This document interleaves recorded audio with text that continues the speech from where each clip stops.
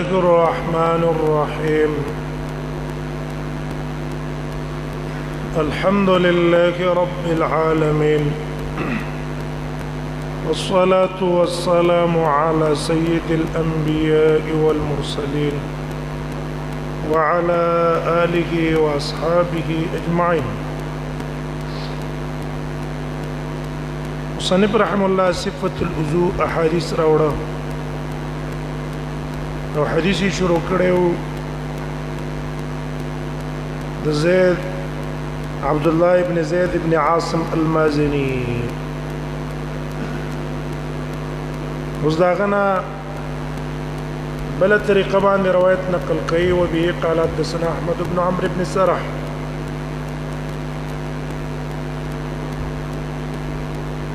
وبه قال حدثنا عبد الله بن مسلم عن مالك عن عمرو بن يحيى المازني عن ابيه الآن روايته.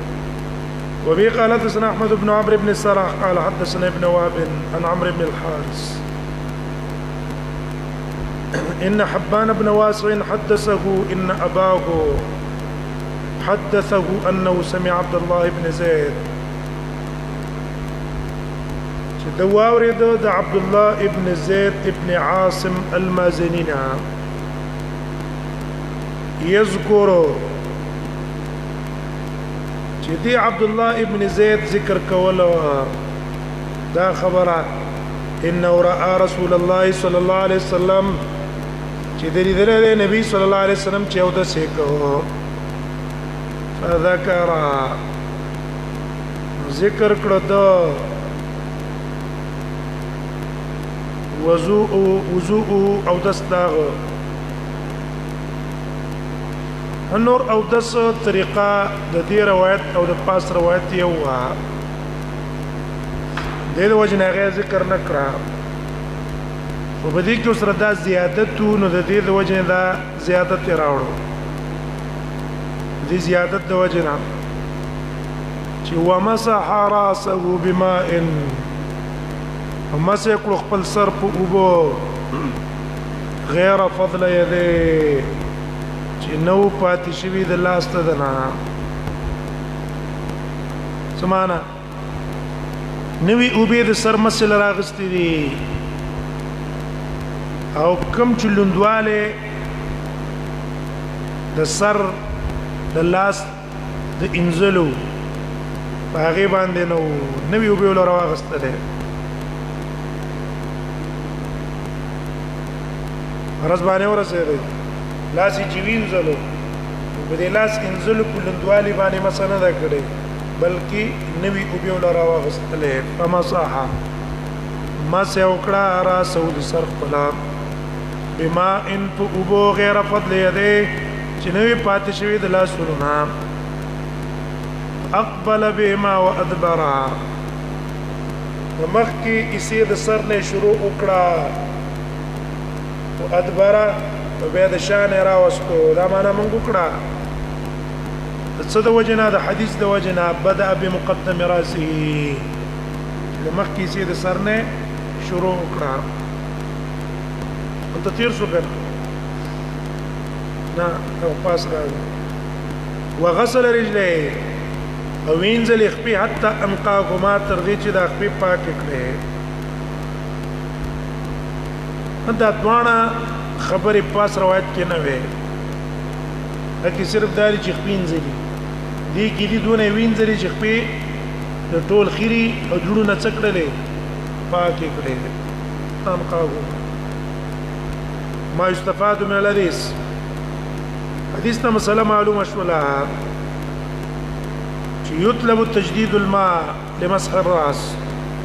سر مسجد پاره بنوي وبراخله لاس انزلو نجکمی اوب پاتی پاغي به اکتفا نه کې بلته معلوم شو يطلب غسل الرجلين حتى تزيل عنهما الاوساخ ويخبي به انزي تر دې پورې چې اخیری داغه نه زایل شي اخیری تلار شي په پورې به انزي تر څو پورې چې هغه تتلی نه وبه قال حدثنا احمد بن محمد بن حنبل قال حدثنا ابو المغيرة قال سنا حريز قال حدثني عبد الرحمن ابن ميسرة الحضرمي قال سمعت المقداد ابن معدي كرب الكندي داود صلورم صحابينا كيفية الوجود نبي نقل كي دي صحابیم د رسول الله صلی الله علیه وسلم د اودس طریقه نقل کړي مقدام ابن معدی کربا الکندی دا کنیه چې کومه وا ابو یحیی کنیه ده او ابو کریم کنیه ده ټول روایتونه چې دنه نقل لي په کتابونو د حدیث کې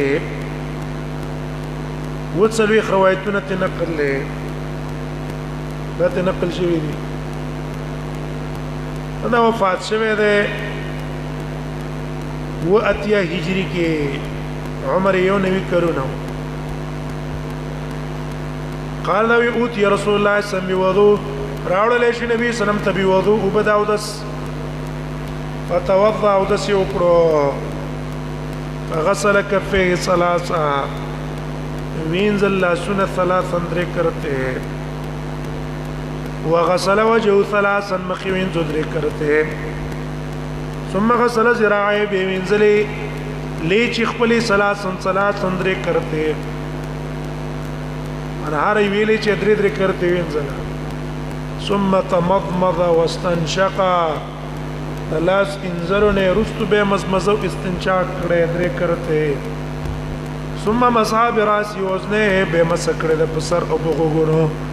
ظاهر ما او باطنهما دن او باطن دواړه دې طرف مسوکړه په بل طرف باندې مسوکړه باندې دې ستیو ګورای ترتیب خلاف کړه هغه علماء په دې استدلال نیولای چې کوم علماء وایي ترتیب ارکانو کې فرض ده او که مزمزه او استنشاق دې به ترتیب وکړو خیر وګوره دې روایت کې رسول الله صلی الله علیه وسلم خنزله لاسونه انزلي پس دا غیر مزمزه او استنشاق کړي دا غیر رستو سر مسا کړي او په انزلي دا عمل د رسول الله صلی الله علیه وسلم دلیل شو بده چې د مزمزه او استنشاق او د اعضاء په منځ کې ترتیب فرض نه ده کوم علماء لکه حنابلة هغه چې وایي چې ترتیب د مزمزه او استنشاق په منځ کې فرض ده ځکه مزمزه او استنشاق دا په وجهه کې داخل ده نو هغه د دې روایت نه جواب کوي چې دا روایت شاذ ده او د عام ټول روایتونو نه مخالف ته چې پاغي کې دا ثابت دي چې رسول الله صلی الله علیه وسلم استنشاق اول کې کړي غسل الوجه نه مخ کې پاغي نه مخالف نه دی وجه دا شاذ شو وبه قالت سنا محمود بن خالد ويعقوب ظاهر ما وباطن ما باندې خو پیش ان شاء الله ظاهر او باطن کیفیت طریقہ حدیث ابن حبان کې نقل دا د عبد الله ابن عباس نه دا وګونه ظاهر او باطن په دې طریقه مسکو فمسح براسه واذنيه داخلهما بالصبابتين دا دن طرف په دې کوته د سبابه وي داخلهما بالصبابتين او ظاهرهما او خالف بابهامه الى ذاكر اذنيه دا غټي ګوتی کم طرف تور واړولې دې طرف تور واړولې دا قچي په دې کې ور کړې او غټي شاته راتاوي کړلې په دې طریقه باندې وکړه فمسح ظاهرهما وباطنهما دغشان ابن ماجه نسائی پاکم دا حدیث راغله همدا حدیث د باب ظاهر دی په دې کې رسول الله صلی الله علیه وسلم د غوګونو د مسجد لپاره نوی وبنه دی راغسته بلکې غوګونه او سر مسه په یو وبو باندې کړي اختلاف په مکه بیان کو وبه قال حدثنا محمود بن خالد ويعقوب بن كعب الانطاكي لفظ حدیث الفاظ چې کوم دي دا د یعقوب ابن کعب الانطاکی دي. قال مقصد باندې ورته لفظو الفاظ د نه دي هذا د غبل استاد د محمود ابن خالد د معنا د قصیده په الفاظو کې لږ فرق شته. قال حدثنا وليد بن مسلم عن حريز بن عثمان عن عبد الرحمن بن ميسر عن المقدام ابن مهدي كروا قال رأيت رسول الله صلى الله عليه وسلم توضأ وما أريد النبي صلى الله عليه وسلم فلما بلغ مسح راسي وكلا چې ورسېدو مسجد سرتا وزع كفيه وانا لا سنه قسطا على مقدم راسي په مخ کې سید سرا فامرهما بويتله حتى بلغ القفا تر دې چې چته ورسولها ثم ردهما به واپس کړل مکان الذي منه بدا هغه ځای ته چې کوم نه شروع کړی را کیفیت مکه بیان شو کړه دلته لاس کې قصتو کوم طرف ته بوتلو شاته په بیت واپس مخ ته راوستو. قال محمود قال اخبرني حريص اقصد ذلك يعقوب ابن كعب الانطاكي عن ذکر کړه ان حريز ابن عثمان عن عبد الرحمن لیکن محمود ابن خالد هغه لفظ اخبرني ویله اخبرني حريزي ویله زيد عناني. وبه قال حدثنا محمود بن خالد وهشام بن خالد المعنى معنى الفاظو کې فرق دی مطلب د دوانو د حدیث یو ده. قال حدثنا الوليد بهذا الاسناد قال ومصاب اذنه ما سيقول بغوغونو ظاهري ما وباطنه ما ظاهري او باطني دوانا زاد هشام په کې دا زید کړي وادخل اصابعه ورنه استری خپل ګوتې په سماخ اذنه باغ سرود وګونو کې دا ګوتې نه دي خشي ګوتې په دې وګونو کې سرو کې ورنه استله في سماخ اذنه. وبه قال حدثنا محمد بن الفضل الحراني قال حدثنا الوليد بن مسلم قال حدثنا عبد الله بن العلا قال حدثنا ابو الازهر المغيرة بن فروة ويزيد بن ابي مالك ان معاوية تتوزع للناس اوس بل کیفیت بیانوي معاویه رضی الله عنه نقل کړی د رسول الله صلی الله علیه وسلم اول د عثمان بيد علي بيد عبد الله بن زيد بيد مقداد بنزموس د چانا معاويه هذا معاويه ابن ابي سفيان ابن صخر كنيه ابو عبد الرحمن و د پلار د رور د مور فتح د مکه کې ایمان راوړی او نبی صلی الله علیه وسلم ته دعا کړې ده اللهم علم معاويه الكتاب والحساب یا الله معاويه کتابت متورقه و حساب کتاب متورقه و وقه العذاب و عذاب نے مساتها. هم روایت ترمذی کی دا دعا ذکر دا اللهم اجعله هاديا مهديا یا الله دا هادي وګرځوا مهدي اند ته هدایت کړی شوی وهدي د ته هدایت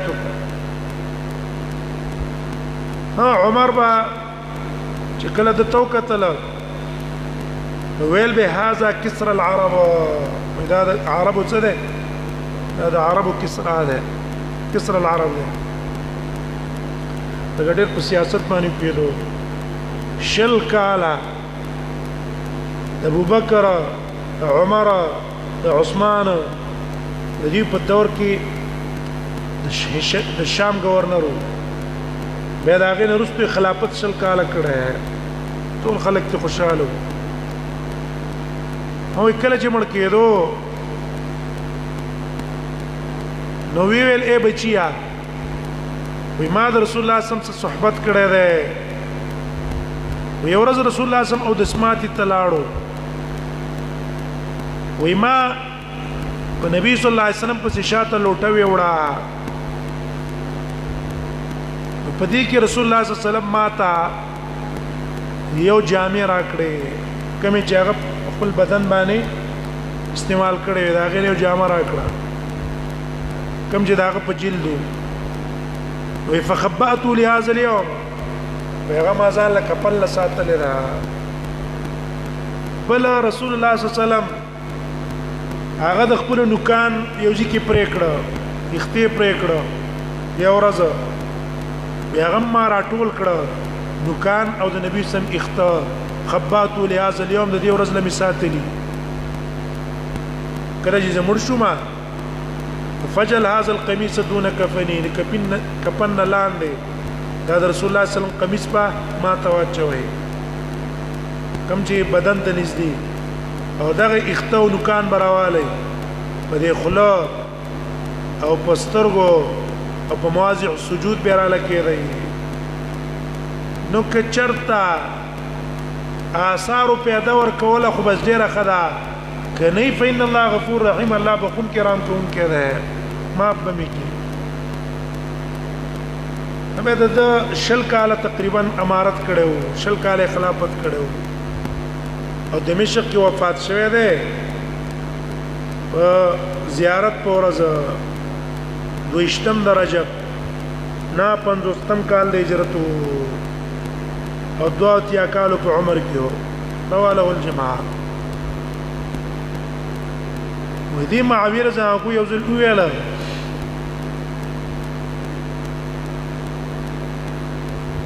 توضا او دسیو کل الناس خلقتا كما را رسول الله صلى الله عليه وسلم يتوضا لکه د چې څنګه لیدل رسول الله سم چې او دسې کو څنګه نبی سم او دس کو دقه او دسې کو فلما بلغ راسه کله چې دی ورسېدو سر ما ستا غرف غرفه مما راوي غسل یو لپد اوبو فتلقى بشماله یو ذکر د چپلاس را اې د چل پر واغسته د چپلاس نو یو ذکر حتى وضع على واستراسه بيدا په منځ ستر باندې کې پستلا حتى قطر الماء دې چوبت راوت څه دلی او کاد یقطر یا څه دلی نیوي ونځدي چې را څه دلی ته وې ثم مسحا بمسحك مقدمنا مؤخره پورې ومن مؤخر الى مقدمي د شاته مخ ته راوستله باندې کې نوې کیفیت بیان شو نوې کیفیت غدار جوبی راغستلې دي ورې سر په من باندې اخلي او به دا غي نرسته مسا کړي را کوم مبالغه کړي د پاغي کې ما استفاد من الحديث اخکار ده د مکه په نسبت په کې دا عمل په کې زیاتی شو کنه وبه قال حدثنا مسدد محمود بن خالد قال حدثنا الوليد بهذا الاسناد الوليد منته د حدیث په دې سند څخه بیان کړه دا کوم سند مخکیو دغه سند باندې منته بیان کړه پای کې دا دی فتوزع ثلاثا هغه کې مختصر دی سی ویلي چې اندامونه درې کرتی وینځل او غسل رجليه بغیر عدد دا په کې ذکر کړی چې خپې انځلي په عدد په کنده ذکر کړی چې څو کرتی دا خپې انځلي دي په غیر د عدد نه دا ذکر کړی او شپږم کیفیت ذکر کړي د ربيع بنت معوذ ابن عفراء رضی الله عنها چې هغه د رسول الله صلی الله علیه وسلم او د طریقه نقل کړی دا او دا هغه په طریقه کې بعضې د زیادت ته چې په نورو طریقو کې هغه شته دی نه او دیو جنا امام ابو داود ته زیادت نقل کړي وبه قال حدثنا مسدد قال حدثنا بشر بن المفضل قال حدثنا عبد الله بن محمد بن عقيل عن ربيع بنت معوذ ابن عفراء دتا معوذه متوي معوذ الانصاريه دام په زنانو کې دا چې رسول الله صلی الله علیه وسلم سره بیعت الرضوان کې بیعت کړو تحت الشجره فضیلت والا شو او ډیرو غزاګانو کې د رسول الله صلی الله علیه وسلم شریک شوی دا امام بخاری رحمه الله د دین روایت نقل کړي كنا نغزو مع رسول الله صلی الله علیه وسلم هم جهاد د نبی صلی الله علیه وسلم ستللو ونسقي القوم ونخدمهم القوم ته ابو ورکولې او سمم کوله نسقي القوم ونخدمهم او داغي خدمت پم کو ونرد القتلى او څوک به جمړو والجرحى زخمیان به هغه بم راوړه مدینه ته امر نقل کول بخاری کې د دې دوه روایتونه دي او متفقون علیه روایت د دې یو ده چې بخاری او مسلم دوه راوړل دارو بیا بنت معاویه ابن عفرا وايي كان رسول الله صلی الله علیه وسلم نبی صلی الله علیه وسلم بس من زیتراتلو ویو ورځ راغې فحدثتنا ومن تدي ربيع حديث بيان کو انه قال چې ورځ نبی صلی الله علیه وسلم مونږ ته ویل من کراغله اوس کو بیلی وضوء چې راواچو ما ته وبد او د ما ته وبو چولې فذكرت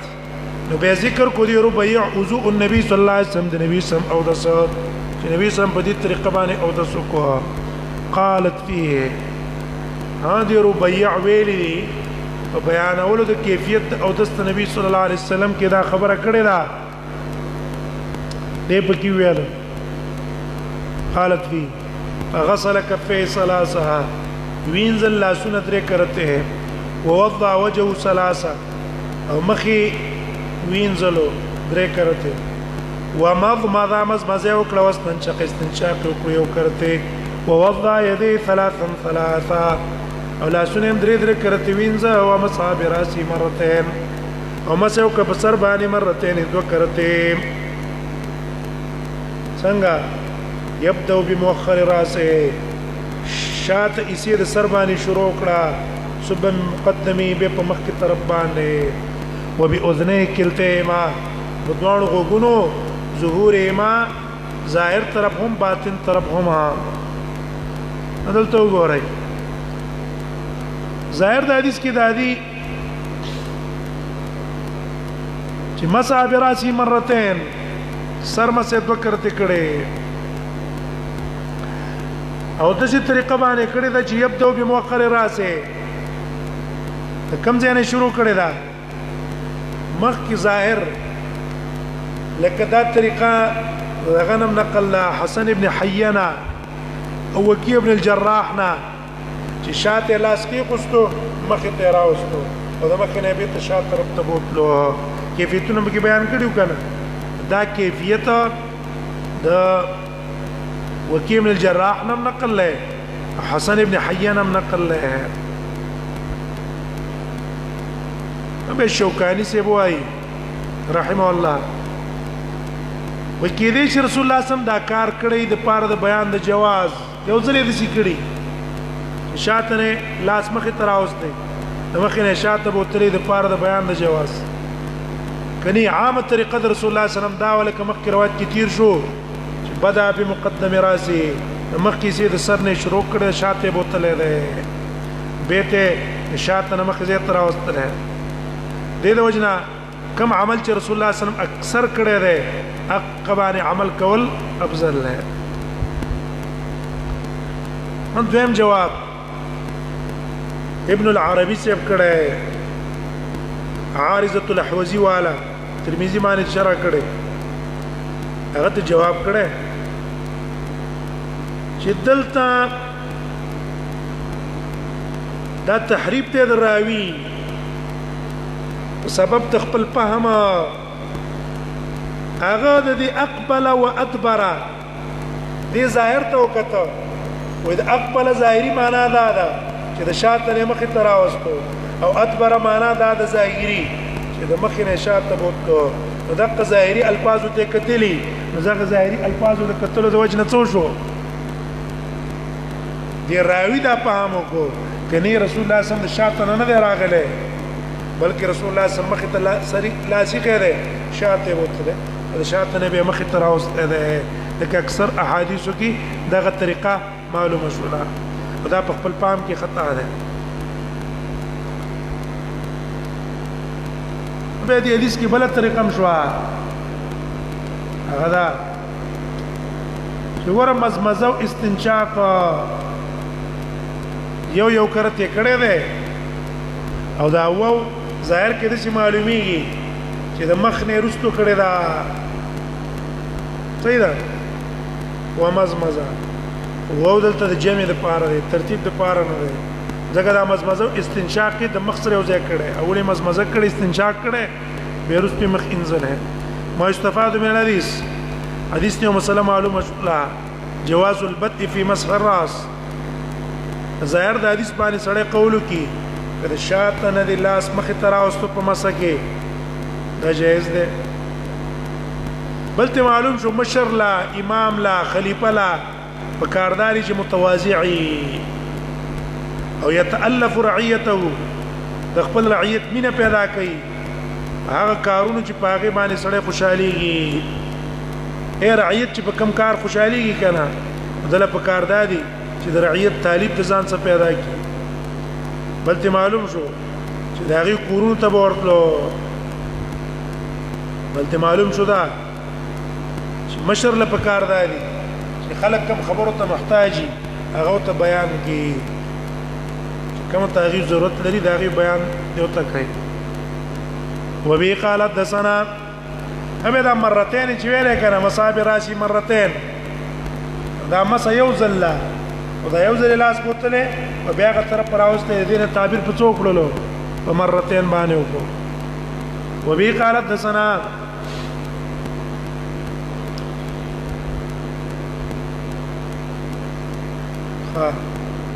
ثم بقول قال ابو داود وهذا معنى حديث مسدد وإذا قسم معنى ده حديث مسدد ده الفاظو کې فرق ده معنی یو ده وبي قال سنة إسحاق بن إسماعيل قال سنة سفيان عن ابن عقيل بهذا الحديث يغير بعض معاني بشر بدل کړي دي پاګه کې بعضي معنی د بشر قال في هغه په کې د سی ویلي د الفاظ په کې ویلي وتمضمض واستنصر مزمزه وکړه واستنصر به پوزه سن کړه ثلاثا درې کرتے ہیں وبي قال سنا قتيبة بن سعيد ويزيد بن خالد الهمداني يو قال حدثنا الليث عن ابن عجلان عن عبد الله بن محمد بن عقيل عن ربيع بنت معوذ بن عفراء ان رسول الله صلى الله عليه وسلم توزع عندها النبي صلى الله عليه وسلم او دسو زما په خوا کې فمسح راسه نبی صلی الله علیه وسلم مسد السر وکټول من قرن الشعر اول دي اختونا كل ناحيه هر طرف لمنصب الشعر او ردود اختو طرفتا لا يحرك الشعر عن هيئته يختيد خپل هيئتنا ونخذ ولا كما تبع النبي صلى الله عليه وسلم اختو دسي لا سيدل تکي قصتو اختکم طرف ته ورځېدلی شاته کنه ولې طرف معنا د یو طرف باندې د سی ور وسته دوباره په تراونه وسته ولې چې غټ اختو باندې په تر لاس ته سکی یخته سکی کټوډی کی کنه واړی اختی دوباره پیراوله څه خبره نشته او چې اخته کله غټو دوباره د په شاته نه لاس ته سیرا وسته څه کیږي ګډوډی دیوژن ابن رسلان رحمه الله شارح ابو داود او دا کیفیت چې په دې حدیث کې ذکر ده مخصوصه بمن له شعر طويل دا هغه چا د پاره ده چې غټ اختی وجه دا ده چې دوباره واپس پلاس راولي ليس لو رد يده عليه ليصل الماء الى اصوله دوباره چراولي دې لپاره چې اختی وبو رسیږي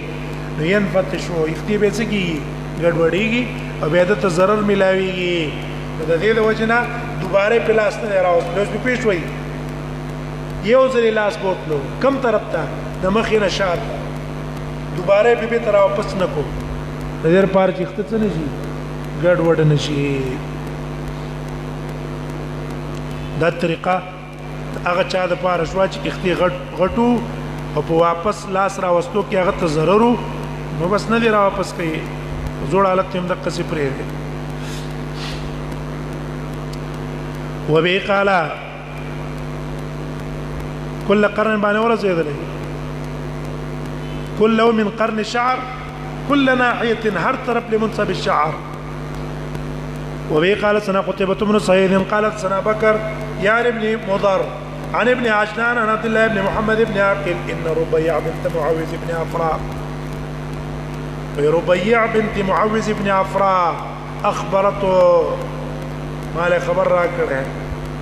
قالت اغوي رأيت رسول الله صلى الله عليه وسلم يتوضا وما لدري النبي صلى الله عليه وسلم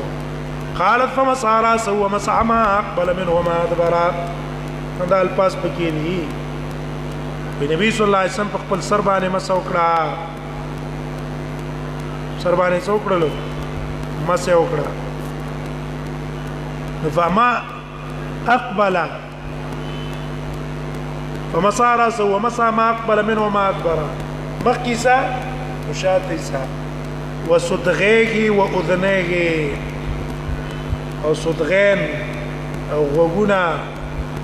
مرة واحدة ويوكرته ورا ذي سترغي وذي وقت پمنځ کې چې کم ځای دی دې ته ویل کی صدغین ذي سترغي دې وقت پمنځ کې چې دا کم ځای دی کنه دا سپین پا دې ته کم ځای وای دې ته صدغین وای او په دې چې دا کم اختراع غلي دي تم څوي دې ته صدغه وي الشعر المتدلع على هذا الموضع دې تم صدغه وي هم دا حدیث ته معلوم شو مسح الصدغين والاذنين چې کله د سر مسکه ولا په دې ټیم کې غوګونه مسکه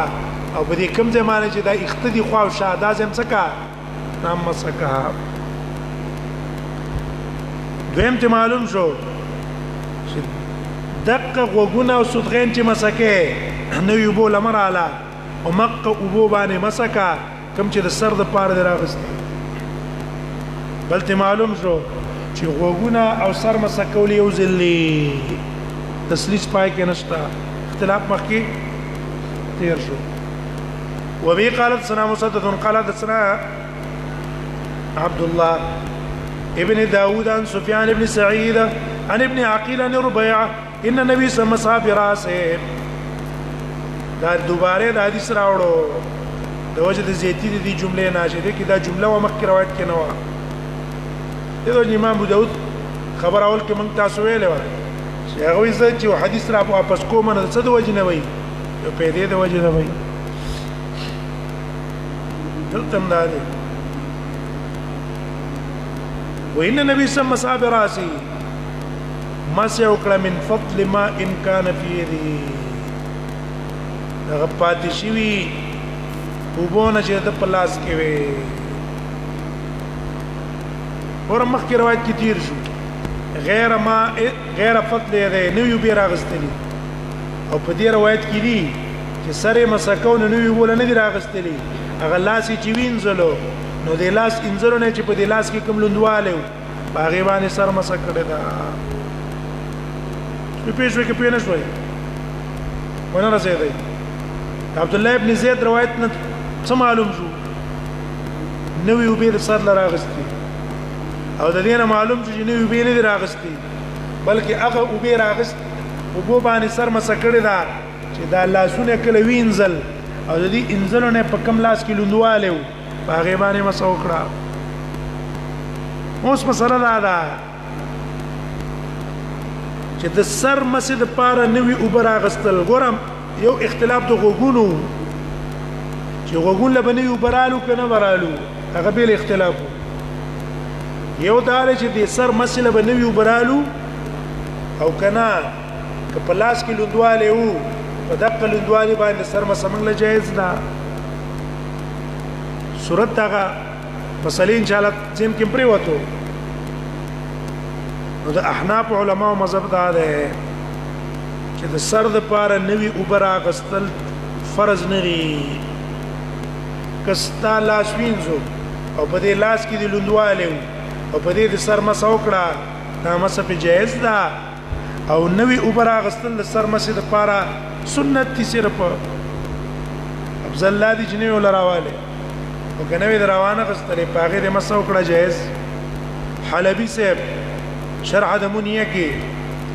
هغه وی ولو توضع ومسح ببلة بقيت على كفيه او د سیو کړلو او مسه وکړه پاغه لوندوالي چې پاتې شوی د خپل لاسونو کې پس د غسل نه يجوز مسحه دا مسه څه شو وشوا ځکه نوی اوبر غسل له څه نوی فرض نه دویمه مذهب ته د اکثر علماو مذهب دا دی چې د سر مسجد پاره نوی اوبر غسل فرض دی کلاسونه دی وینځل او پلاس کې د لوندواله او پک لوندواله د مسه وکړه دا مسه ستا اون شو حقیقي نه دی استدلال نیولای دی هغه حدیث دا عبد الله ابن زيد ابن عاصم المازني واسم تازويل ومسح راسه بماء غير فضل يديه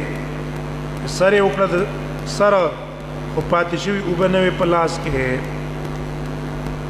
دویم دی قیاس کړي په باقی اعضاء او لکه ګوره مخ د پاره بنوي وبراله لاس د پاره بنوي وبراله کله مخ په وبود لاس وینځلو ونه شو او که په لاس په دغه دی په وینځلو ونه شو نوی په ولراله او دی حدیث د ربيع نه جواب کړي یو جواب هغه دا دی چې دا حدیث کې ابن عقیل او پاک د علماء کلام دی د وجنا د محدثینو اختلاف دی احتجاج کې د په حدیث باندې چې د په حدیث باندې استدلال نیول صحیح دي کنه دی دویمه ودا حدیث مسترب ده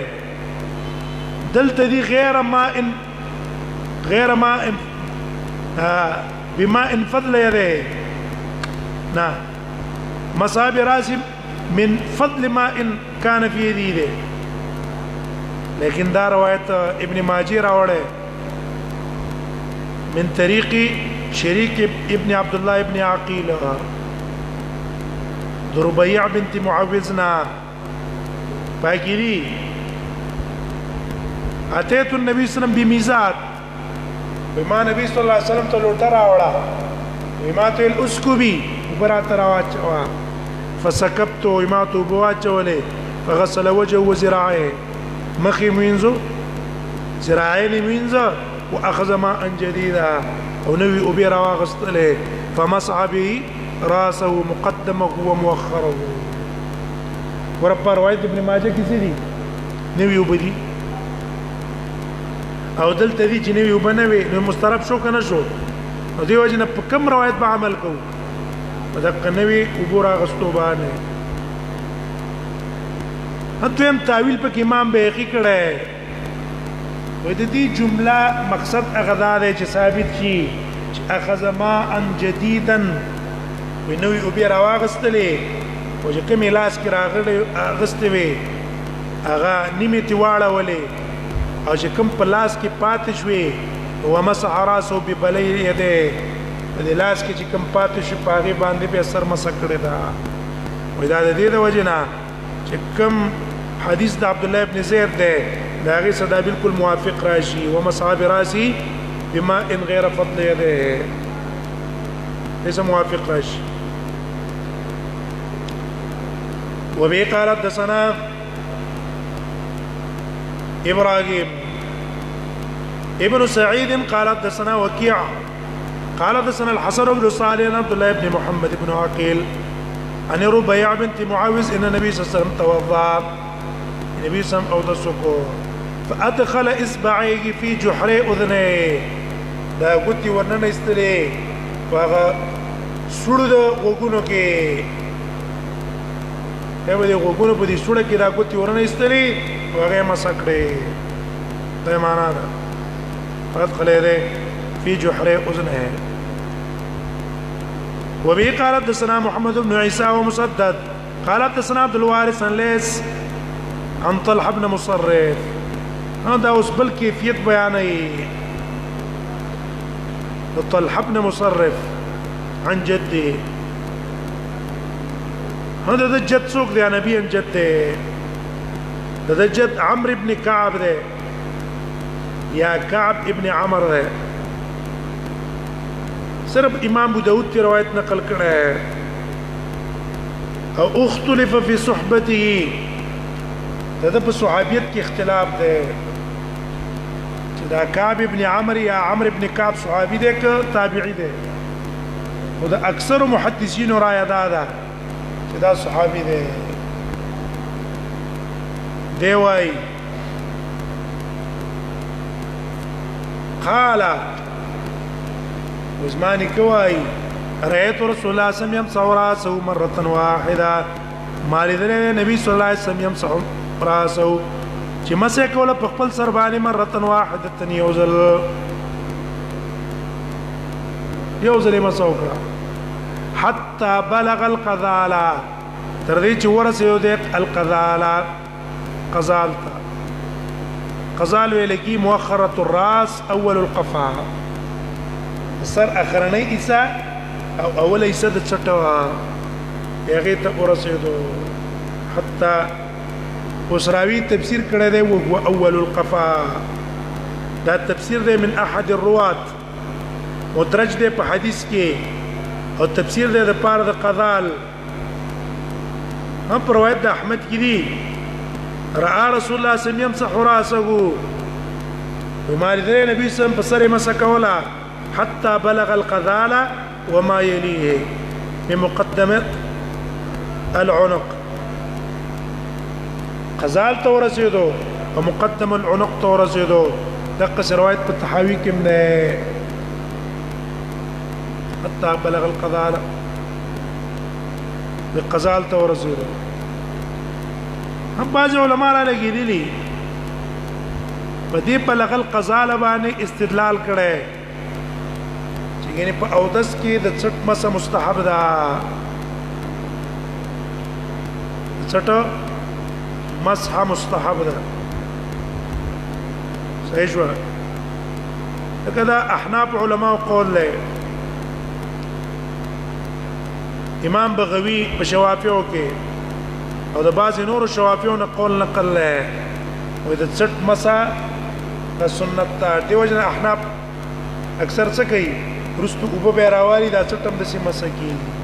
ور اول القفاره غله یی په دې حدیث باندې استدلال نه ولا ولیکن په دې روایت باندې استدلال صحیح ځکه نه ده چې دا څټ مسا نه ده بلکې رسول الله صلی الله علیه وسلم سر مسا کړی دا او لاس کوم چې تر رسوله اخر کسی د سر تا دانه چې د څټ مسا کړی د استعیاب د سر کړی په مسا کې دویم استدلال اغیونی ولې د استحباب د پاره په یو حدیث باندې چې رسول الله صلی الله علیه وسلم فرمایلی ومسح الرقبة امان من الغل يوم القيامة مسد رقبی چې کومه ده دا د قیامت پورز باندې په څټ کې توقونه نه درچي دا چې د څټ مسه کوله د قیامت پورز بل الله ته توقونه د ور نه درچي دې په وجه باندې بچ کېږي. لیکن امام نووي وايي حديث موضوع دا حدیث چې مسح الرقبة امان من الغل دا موضوعي روایت ته چا د ځان نه جوړ کړه. دریم استدلال نه ولاده روایت د ابو نعیم په تاریخ اصفهان کې راوړی تاریخ اصفهان ان ابن عمر كان يمسح عنقه عبد الله بن عمر په خپل چت مسکاو او ویل به چې ان النبي صلى الله عليه وسلم قال نبی صلی الله علیه وسلم فرمایي من توضا ومسح عنقه چا چې ود سکو په چت باندې مسوکا لم يغل بالاغلال يوم القيامه د قیامت ورځ باندې به چت کې توقونه ورنا چول کیږي لیکن د دې په سند کې محمد ابن عمر الانصاري ده او ضعیف دی به انتها د دې وجه جمهور علماء مذهب دا ده چې د چت مذهب بدعت ته چت باندې مسکی که چا مسکو بدعت ته وکړو وجه دا ده چې رسول الله صلی الله علیه وسلم لم يثبت عنه من طريق صحيح ولا حسن حدیث کې چې صحیح یا حسنی شرط د رسول الله صلی الله علیه وسلم ثابت چې هغه څټ مسه کړي یو ابن قیم رحم الله زاد المعاد کې وایي لم يصح عنه صلى الله عليه وسلم في مسح العنق حديث البتة واذا النبي صلى الله عليه وسلم ومسح د څټ کې یو حدیث هم نه ثابت قال مسدد ها مسدد پکې دا ویلي مسح راسه من مقدم الى مؤخر وي مسح کو سر خپل د مقدم نه مؤخر پورې مخکنه لاس په شات حتى اخرج يده من تحت اذنه وی صلی الله علیه وسلم د وګوننا دا څنګه اې د لاس بوتلو کړ سی بوتلو د وګ نه لاندې وته کو نه وته وګ نه لاندې وته